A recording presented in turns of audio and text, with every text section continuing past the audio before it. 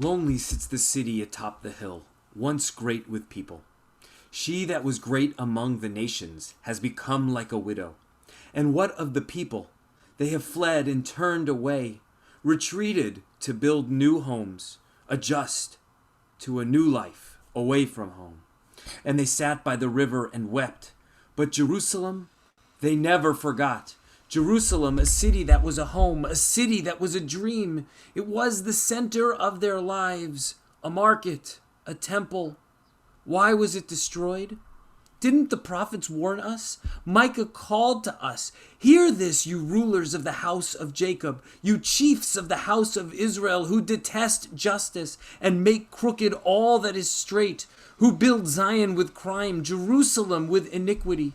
Because of you, Zion shall be plowed as a field, and Jerusalem shall become heaps of ruins, and the Temple Mount a shrine in the woods." Sitting by the river, the prophets came to comfort us, to tell us that our holy city would be restored. Every stone cast aside will be built into a wall again. Return us, O God, and we will return. Renew our days as days of old. But should we return to our days of old? COVID arrived like the foot soldiers of Nebuchadnezzar, tearing down the walls of everything we knew as good and comfortable. But was it? Instead of weeping by the waters of Babylon, we have wept in our homes by the waters of the Olentangy or the Scioto. We have lamented what was, the lives we once knew, the restaurants we frequented, the theaters and the concert halls we enjoyed.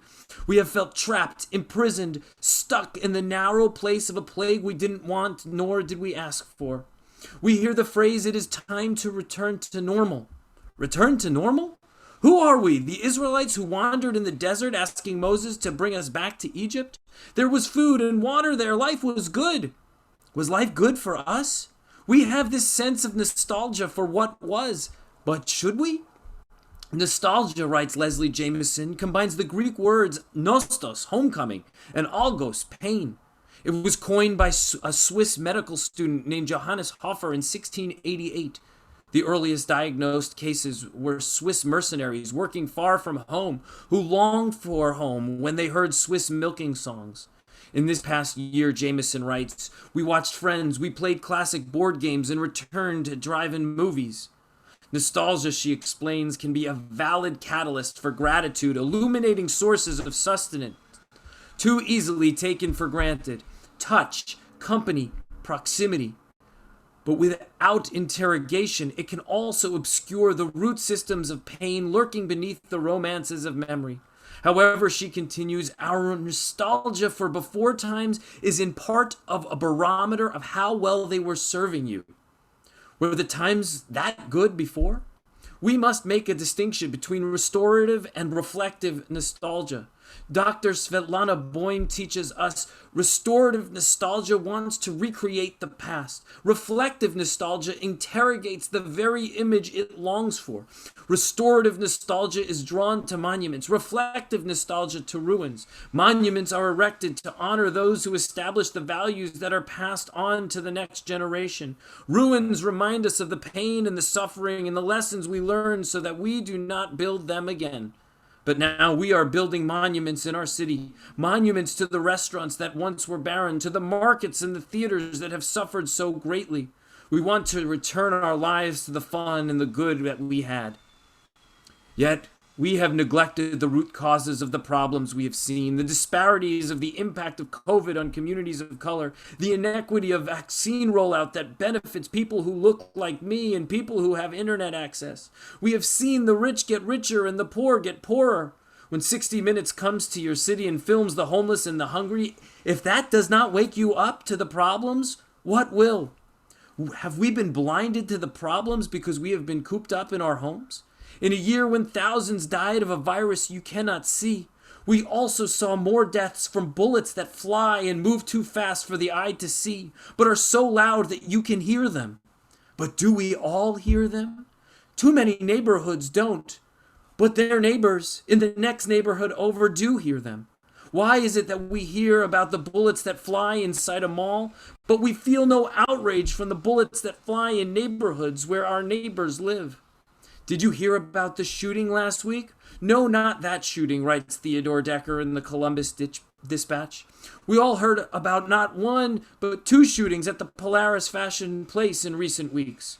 No one was hurt in either shooting. Protecting your loved ones is not something you typically do at the mall, but sadly for some in this city it could happen on any given day or night. By my estimate, we are living in a city that has now seen 44 homicides this year.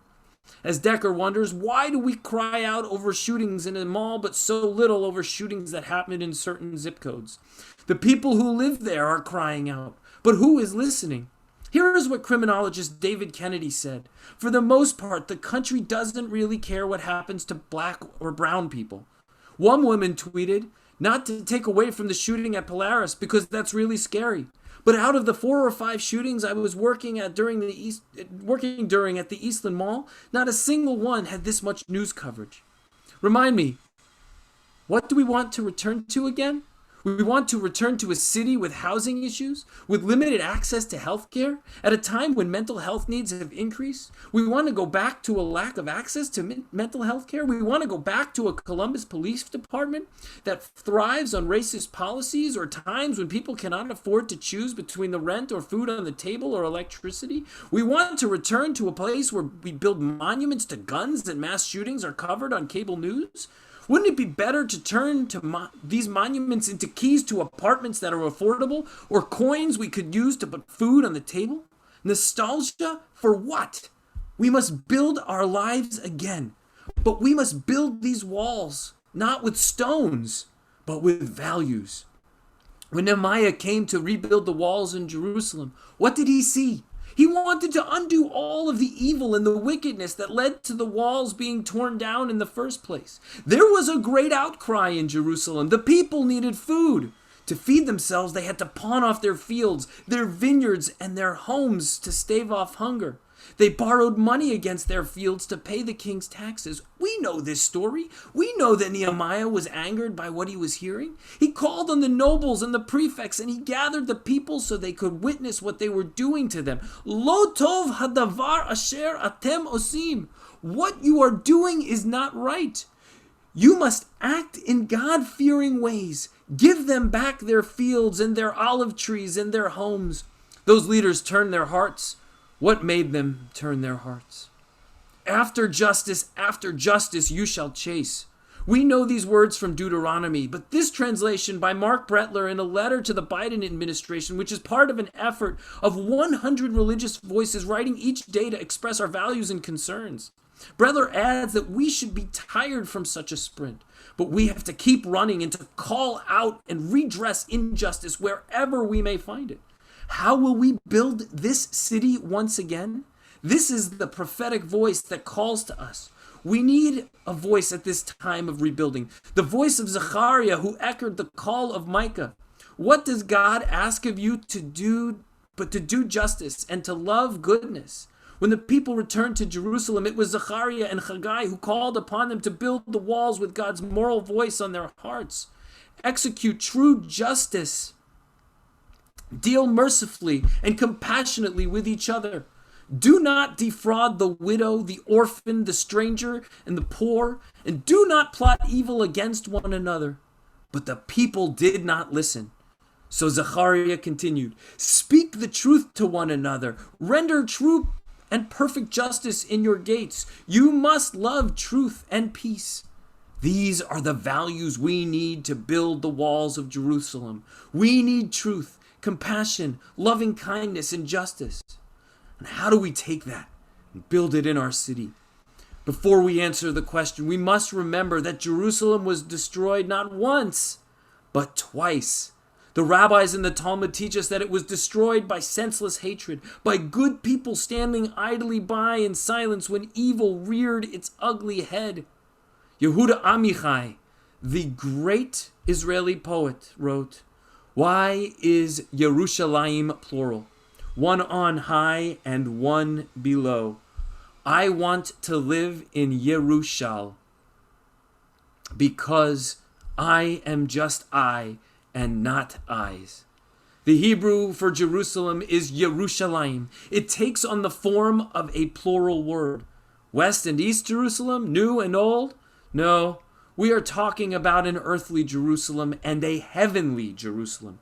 The rabbis imagine that a heavenly Jerusalem is an alternate to the real imperfect Jerusalem. Heavenly Jerusalem is a perfect place. There are no poor. No woman ever miscarries there. The fires on the altar were never put out by rain. No one was ever stung by a serpent or a scorpion. It is a far cry from the Jerusalem on earth, which has poverty and crime and injustice like every other city. Rabbi Jeff Salkin teaches this idea exists in Christianity as well. In the book of Revelations, John sees the new Jerusalem descending from heaven, prepared as a bride adorned for her husband in gold and precious stones. In the Christian tradition, heavenly Jerusalem was not real. It was an ideal. The rabbis of the Talmud teach us that we should turn our hearts and pray towards the heavenly Jerusalem. This means that they want us to ensure that the earthly Jerusalem is a reflection of the heavenly model. While God can create whatever God wants in heaven, we have to do the work we need to make it so on earth. Rabbi Naftali of Ropshitz, a great Hasidic master, teaches us, by our service to God, we build Jerusalem daily. One of us adds a row, another only a brick. When Jerusalem is completed, redemption will come. This is where we come in. We are building Jerusalem daily. Like the times it has been built before, we must build it up with stones of love, mortar of justice, and bricks of truth. After justice, you must chase. There are two steady streams that flow from the north and converge west of downtown. Does justice well up in those waters? We must continue to chase after justice. I have run half marathons, and you don't just run a race and stop. You keep running, and you get tired, but you keep going. And now is the time that we must double down our efforts. The world is crying out. We have been locked in our homes. Yes, there is nostalgia for what was there, but there can be no nostalgia for the pain and the policies that have long placed burdens on the citizens of this city. Our voices are that of Zechariah and Haggai, of Nehemiah as well. We have a vision of a heavenly Columbus in our hearts. Right now, earthly Columbus is far from mirroring that vision. We must take the values of truth, compassion, and justice and plant them in the hearts of every soul that we can build them stone by stone and brick by brick, so that our homes become a home in which the old shall sit in the city squares and where the young shall sing and dance. This is the time to double down and build our networks to chase after justice. People are tired of gunshots. They are tired of racism. They are tired of poverty, but they keep running. And when we all run together, we benefit from the draft we create together. And we run faster towards the finish line, towards redemption. This Saturday evening, Jews all around the world will sing at the conclusion of the Seder, Lishana Haba'a B'Yerushalayim, next year in Jerusalem. In Jerusalem, the Seder concludes by saying, next year in a rebuilt Jerusalem. Together we strive for this Jerusalem, a city on high, a belief that the world will be a better place. And together we might reach that vision. A world where the poor are fed and sheltered and the sick healed. A world where no one is seen as the other. This is our great hope. But our prayer is that we have the strength to do the work to make this dream a reality. Amen.